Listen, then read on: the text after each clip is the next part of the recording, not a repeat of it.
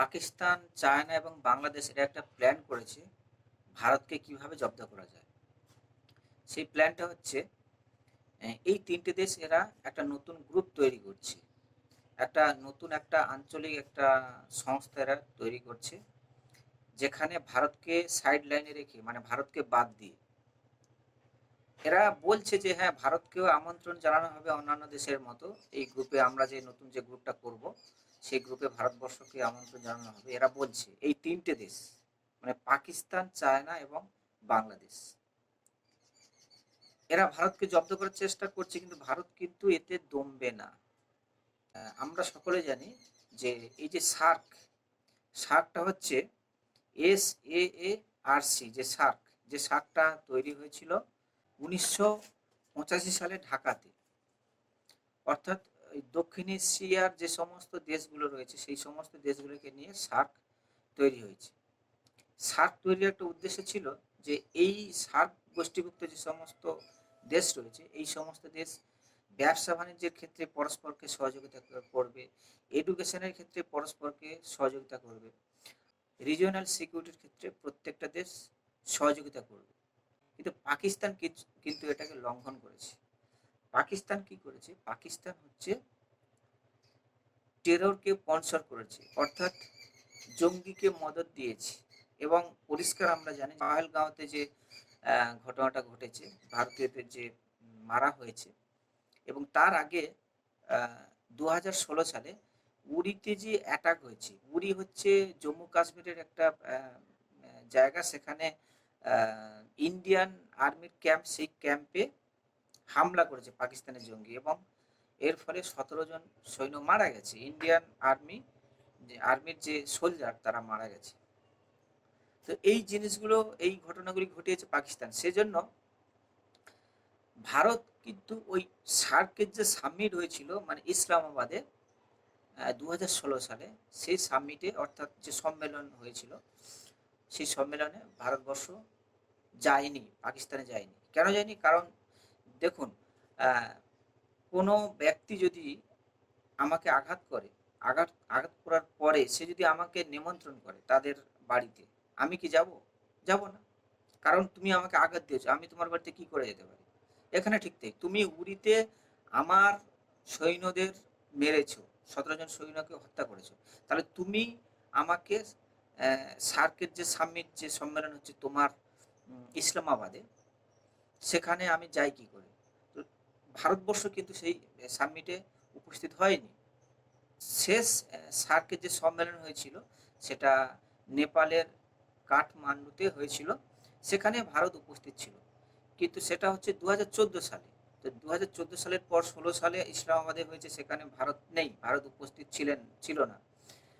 এরপরে আজ পর্যন্ত ভারত কিন্তু সার্ক নিয়ে তেমন কিন্তু ইন্টারেস্ট দেখাচ্ছে না, অর্থাৎ পুরোপুরি সার্ককে বয়কট করেছে।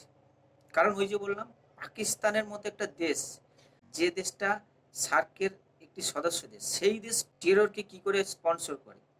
তো সেজন্য ভারতবর্ষ না যাওয়ার কারণে, সার্কে না যাওয়ার কারণে, সার্ককে টোটালি বয়কট করার কারণে ওই পাকিস্তান, চায়না এবং বাংলাদেশ এরা এবারে টার্গেট করেছে যে আমরা একটা নতুন সার্ক বাদ দিয়ে আমরা একটা নতুন গ্রুপ করব, এবং সেই গ্রুপটা হচ্ছে মানে ওই আঞ্চলিক একটা অ্যালায়েন্সের একটা গ্রুপ, যেখানে সমস্ত দেশকে আমন্ত্রণ জানানো হবে। এমনি ওরা বলছে যে ভারতবর্ষকে আমরা আমন্ত্রণ করছি, কিন্তু অ্যাকচুয়ালি ওটা নয়। ওটা মানে জাস্ট এমনি একটা হাওয়ায় এই কথাটা ওরা ভাসিয়েছে যে ইন্ডিয়াকেও ডেকেছি, কিন্তু আদৌ নয়। ওরা ওই ৩ টে দেশ মানে পাকিস্তান, চায়না, বাংলাদেশ এরা কিন্তু চাইছে যে ইন্ডিয়া একদম যাতে একা হয়ে পড়ুক। অন্যান্য দেশ আমাদের এই নতুন গ্রুপে চলে এলে ভারত এবারে একটু জব্দ হবে। কিন্তু ভারত জব্দ হবে না। ভারত কখনোই জব্দ হবে না। কেন বলছি? কারণ ভারতের কাছে বিকল্প একটা পথ কিন্তু রয়েছে। ভারত এখন সার্কের কি হলো না হলো সেটা নিয়ে ভাবছে না। ও চায়না, পাকিস্তান যতই বদমাশি করুক কিছুই হবে না। বিশেষ করে এখন তো রিসেন্টলি আমাদের বড় শত্রু হয়ে দাঁড়িয়েছে পাকিস্তান। তো বরাবরের জন্য শত্রু আমাদের কাছে, কিন্তু আমাদের কাছে এখন বড় শত্রু হয়ে দাঁড়িয়েছে বাংলাদেশ। এখন বাংলাদেশে কোথা থেকে একজন উড়ে এসে বাংলাদেশের ঘাড়ে বসে পড়েছে, ইউনূস। ও তো পুরো একদম মানে ভারত বিরোধী একজন ব্যক্তি। তো আগে বাংলাদেশের সঙ্গে ভারতের ভালো সম্পর্ক ছিল, এখন সম্পর্কটা একদম বিষে পরিণত হয়ে গেছে। সেজন্য দুই মানে তিন দেশ একেবারে সিরিয়াস। পাকিস্তান তো বরাবর জন্য মানে ভারতের বিরুদ্ধে, বাংলাদেশ রিসেন্টলি বিরুদ্ধে চলে গেছে ভারতের, আর চায়না কিন্তু চুপচাপ ঘাপটি মেরে পড়ে আছে। এ কিন্তু মানে মানে নিরপেক্ষ অবস্থান করছে, মানে ভারত মানে ভাবছে হয়তো ভারত বুঝতে পারছে না, কিন্তু ভারত জানে ও চুপচাপ আছে। ও কিন্তু পাকিস্তানকে মানে টেরর কার্যকলাপের জন্য কিন্তু মদত দেয়, বাংলাদেশকেও মদত দিচ্ছে। চায়না কিন্তু এই ভিতর থেকে চাইছে না যে ইন্ডিয়া ধীরে ধীরে গ্রো হোক, ডেভেলপ করুক। ইন্ডিয়াকে পাকিস্তান এবং বাংলাদেশকে দিয়েই কিন্তু চাপে রাখার চেষ্টা করছে। সেজন্য এটা একটা নতুন চায়নার একটা পলিসি। সার্কের সদস্য পদ যদি চলে যায় ভারতের, তো যাক, ভারত কিন্তু এখন বিকল্প একটা পরিকল্পনা করেছে। মানে ভারতের এখন ফোকাস এখন অন্যদিকে। কোথায় না, একটা নতুন একটা অর্গানাইজেশন মানে রয়েছে, সেটা হচ্ছে BIMSTEC।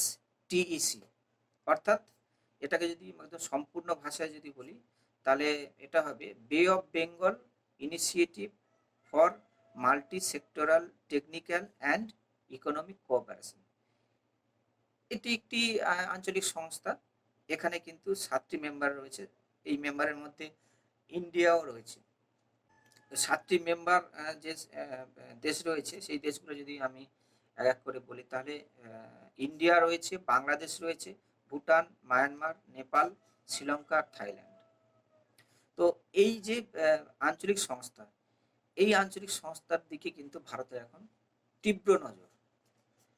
কারণ ভারতবর্ষ চাইবে না যে সার্কের মতো একটা সংস্থা যেখানে পাকিস্তান আছে, এবং পাকিস্তান হচ্ছে জঙ্গিকে মদত দেয়, অতএব ও ওখানে আছে মানে সার্কে আমি থাকবো না।